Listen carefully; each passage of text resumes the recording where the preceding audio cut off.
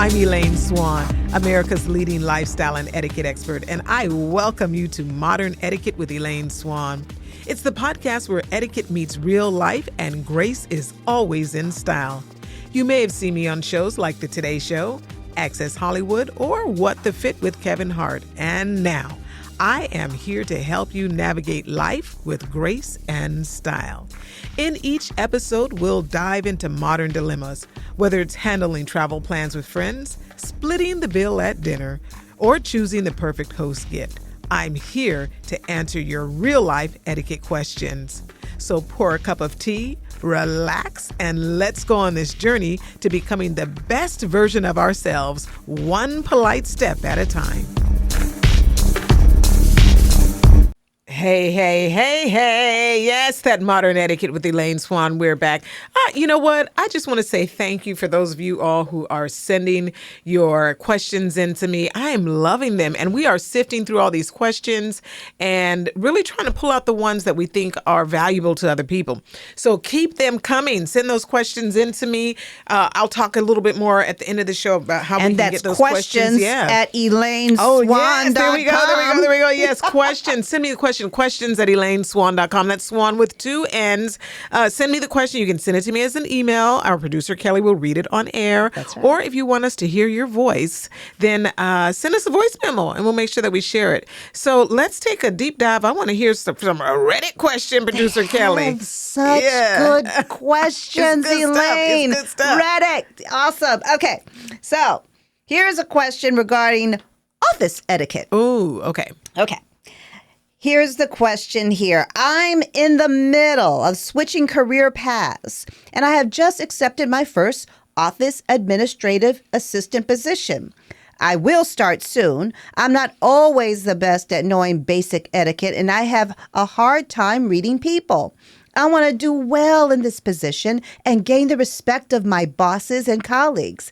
Please share your best etiquette suggestions to help me avoid major blunders. I'm also open to suggestions for good books to read or podcasts that can help me out. Ooh, okay. Well, first of all, keep listening to my podcast because that will help you. Secondly, visit my website, ElaineSwann.com, and really and truly visit the website because I have got some really great business etiquette courses that you can take online, and it'll really help you with everything from introductions to navigating the workspace to navigating work events and things like that.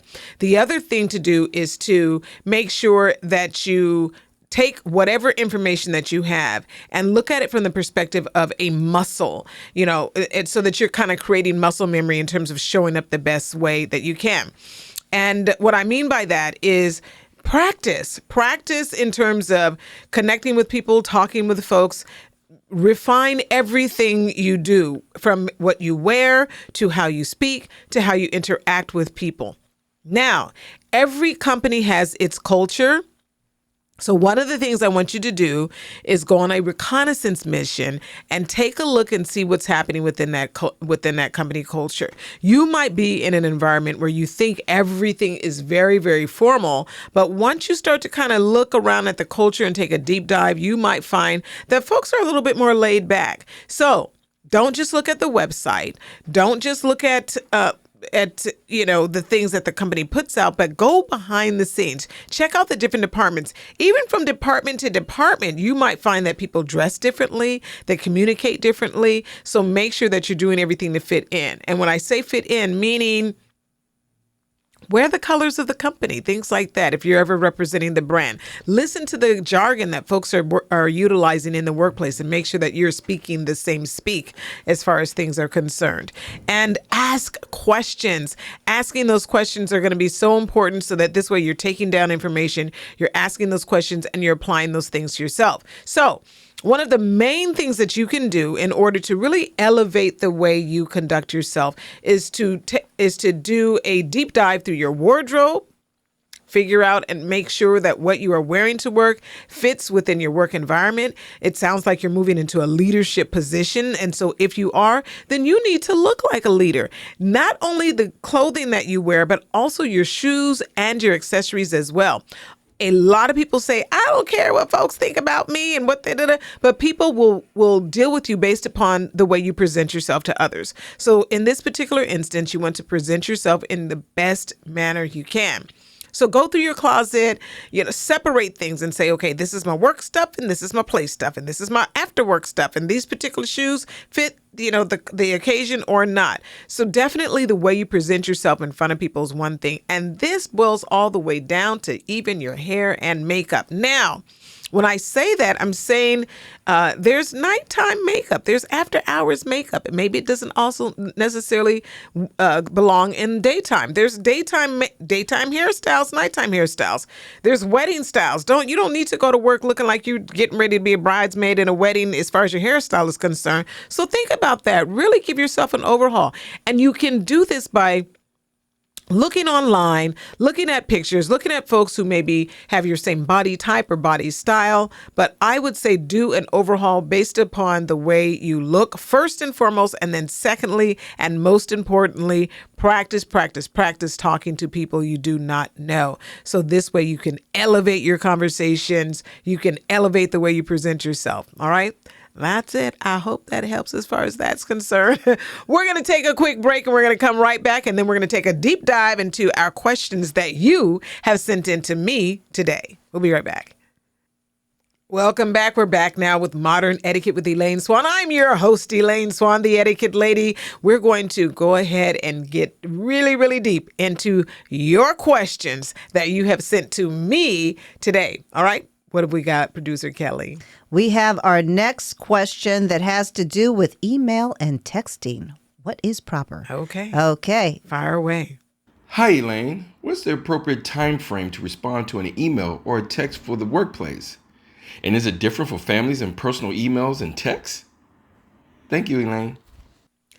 Ooh, this is a good one. I get this all the time. But before I answer the question, I want to tell you this. I have this very specific information in my forthcoming book. You're going to hear me talking about my new book. Yes, you heard it here first. I have a new book coming out. I'll tell you about that later. But in the book, this is one of the things in terms of the business environment. Whenever someone sends you an email, the standard for replying is to reply within 24 to 48 hours of the time that the person sent you the email. Now, that 24 to 48 hours starts from when they send it, but weekends do not count. All right? Because I believe in quality of life. I don't believe in that. I work 24/7, 8 days a week. That's nuts. You need to give yourself a break. If a person sends you an email on a Friday, you do not have to reply to that email until that following Monday. But let's just go back. 24 to 48 hours is your standard amount of time as far as replying to emails are concerned. If you do take a little bit longer to respond to that email for whatever reason, simply say to the person, I apologize for the delay and blah, blah, blah. And then you just go into your answer you respond to their email. Now, when you apologize for the delay, don't tell all your business. You don't need to say, my dog kicked the cat and the cat ran away and I had to go to the vet and then the vet wasn't there and then they charged me the insurance. You don't need to do all that, all right? Just say, I apologize for the delay. And, whatever, right? If you want to say something small, I was out of town, whatever, I was at a conference, something simple, but not too much, okay? So there's that. Apologize for the delay and answer 24 to 48 hours. Now, in your personal life, it's still the same. It's just a courtesy, 24 to 48 hours as far as your personal life is concerned. Again, the same thing. If you take longer than you should or than that time frame, just apologize and keep it simple and stick to the point. This whole question about how long should one take before they, respond or what have you, I like it because people are really concerned about how their behavior impacts other people. And I like that. That's a good thing. If you're thinking about other people and you're thinking, okay, if I take a little too long, is it offensive? That's good. That means that you're on track as far as etiquette is concerned. So 24 to 48 hours and then that's it. Okay? That's my answer. What else have we got, Producer Kelly? We have a question from, I believe, a man by the name of Ezra. Hello, Elaine. My name is Ezra. And my question is, Is it poor manners to dip your fingers into a bowl to get the last of the sauce? I love this. Listen, first of all, I love your name, Ezra. That's a great name. Is it poor manners to dip your fingers in the bowl to get the last of the sauce? No, it's not. Scrape it out. No, I'm just joking. Here's the thing. Now, it depends on whether or not it's a community bowl, okay? If it's a community bowl, and let's say, for example, you're getting sauce or you're getting, you're doing, what is it, tortillas with the guacamole, what have you, yes, take that last drop, okay? Whatever the thing is, if it's the last one, it's the last one. And yes, it's absolutely fine to enjoy it. Here's the thing that I just get so tickled by with people. You know, you go out and you're eating with some folks and then there's one little appetizer left and everybody's sitting there trying to be polite and nobody wants to take it. You better eat that appetizer and enjoy yourself. Don't worry about it. Everyone is always trying. They think, oh, should we leave it on the plate? Should we not do? No, it's not. It's okay. It's fine to do it. I want to share another thing too, as far as this is concerned. Let's say, for example, you're eating from your own plate. And the one thing I do want to say as far as fingers are concerned, because I heard you, Ezra, you mentioned fingers, right? If you're sopping up sauce or gravy or something like that with your plate, the proper thing for you to do is to actually take your fork and you pierce that piece of bread with your fork, and then you can sop up anything you want as far as that's concerned. And so this is if you're sitting and eating, at a table with fork and knife and so on and so forth. But let's say, for example, again, community thing, you're at the restaurant, it's the last bit of guacamole, it's the last bit of queso or what have you. Go ahead and dip that thing on in there and enjoy yourself.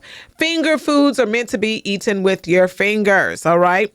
Unless it's sticky and that sort of thing. But if there is one little something left, eat that one little something and enjoy yourself and don't feel shame about that. You know, I think it's really funny when you think about it. I do love that people are really concerned about how they are perceived by other people. So folks will leave the last one there. But that in itself sometimes is really awkward. And people will sit there looking at the last egg roll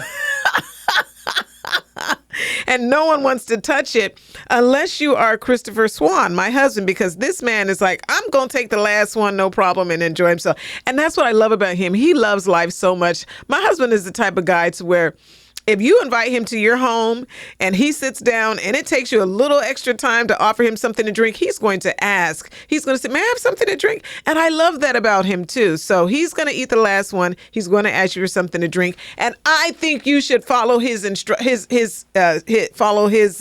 method as well. Ask something. Okay, so go ahead, dip it in there, enjoy the rest of it, and that's that. All right. Okay, well, we're going to go ahead and take a quick commercial break, and I will be right back, and I'm going to talk to you. I'm going to answer our final question of the day.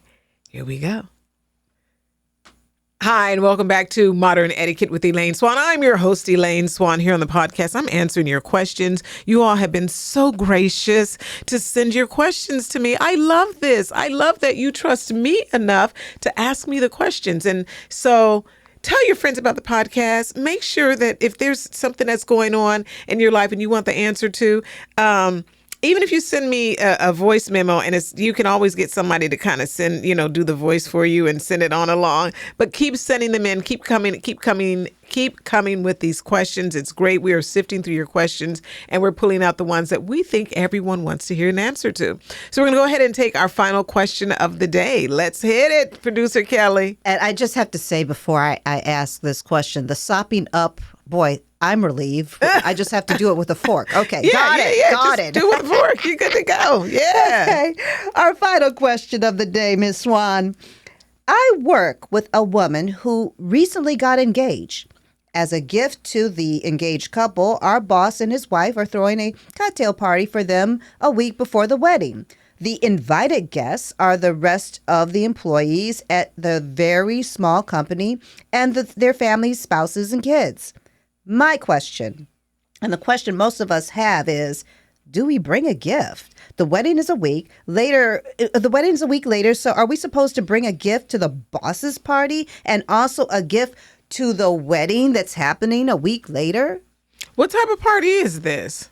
This is an he recently got engaged. It says a gift to the engagement. They're throwing a cocktail party. Oh, listen, when it comes to, here's the thing. I want to say this to you all first, okay? When it comes to weddings, I want you to know, and this is a fun fact, okay? A little trivia here. When I first launched my etiquette consulting company many years ago, one of the services that I provided was day of wedding coordinating. And so I served as a wedding coordinator for 10 years during this time, all right? So I've seen a lot of brides. I've helped a lot of brides. I've helped folks out as far as weddings are concerned. So here's my answer to this question as far as this is concerned. The multiple parties that you're being invited to as far as weddings are concerned, you do not have to get a gift for every single party. This to me sounds like one of them. Get the gift for the wedding. That's what you're going to focus on. The extra party that the boss is, doing, and it's not even the family, it's an extra group of people. You do not need to bring an additional gift for. Your presence to this party is your present. So there's that. And that's as far as that's concerned. Now, I want to share with you as far as weddings are concerned. When someone, close to you, what have you, is getting married, I want you to pace yourself as far as the gifts and all of the parties that you would attend are concerned. Don't overdo it. And when I say pace yourself, you don't have to not attend if you don't have a gift, but pace yourself in terms of the amount of money that you spend. The amount of money that you spend for a wedding has to do with your own budget. There was this thing that people used to say a long time ago where they would say that you should get a wedding gift, that the wedding gift should be about the same cost of the dinner that people are serving. Nobody knows how much the dinner costs, so that's not even a thing. So stop saying that and stop doing that. You get a gift based upon what you can afford. Do not go broke trying to get somebody else a wedding gift. If all you can give someone is a card for their wedding, then so be it. That's all you do is give them a card. If you can find a really great gift that's maybe on their registry, or maybe something that's not on their registry, and you can spend extra money, then fine. Spend all the money that you want to as far as that wedding is concerned. Bottom line is, in this particular instance, you do not have to get a gift for this pre-wedding party. Instead, get the gift for the wedding that you planned on getting, but get the gift based upon what you can afford. All right? Well, that's it for today. That's it for Modern Etiquette with Elaine Swann. I am so glad you decided to join me and be a part of the show. And you can be a part of the show. You want to know how? You can be a part of the show by sending me your etiquette questions. All right. So what I want you to do is send me a question to my website. You can send your questions to questions@elaineswann.com. And you can also send me a voice memo as well. So if you want to hear your voice or get somebody else to do it on the podcast, then send that question in. Find me on social media. You can find me on social media at elaineswann.com. No, my website is elaineswann.com. Find me on social media, Elaine Swann, that's Swann with 2 N's, and on every social media platform. And I want you to subscribe to the podcast as well. You can subscribe on Spotify, on Apple Music, or anywhere you get your podcast, all right? Well, thank you so much for joining me today. I'm Elaine Swann, your host, and I'll see you next time. Modern Etiquette with Elaine Swann is brought to you by Imagine Podcasting. It's sponsored by investor and strategic business consultant, Dr. John Sanders. Our producer is Kelly Davis. Our chief audio engineer and editor is Chris Swan. Our intern is Will Harrison. Our theme song is Up and Coming, written and composed by Chris Swan.